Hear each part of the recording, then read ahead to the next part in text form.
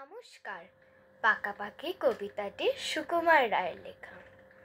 আম পাকে বৈশাখে, কুল পাকে ফাগুনে, কাঁচা ইট পাকা হয় পোড়ালে তা আগুনে। রোদে জলে টিকে রং পাকা কই তাহারে, ফলারটি পাকা হয় লুচি দই আহারে।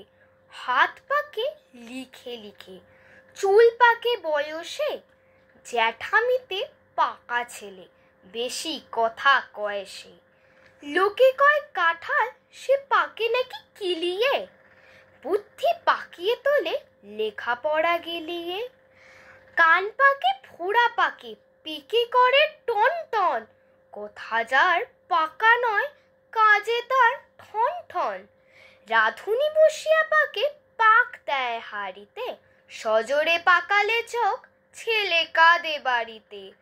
পাকায় পাকায় দড়ি টান হয়ে থাকে সে, দু হাতে পাকালে গোঁফ তবু নাহি পাকে সে। নমস্কার।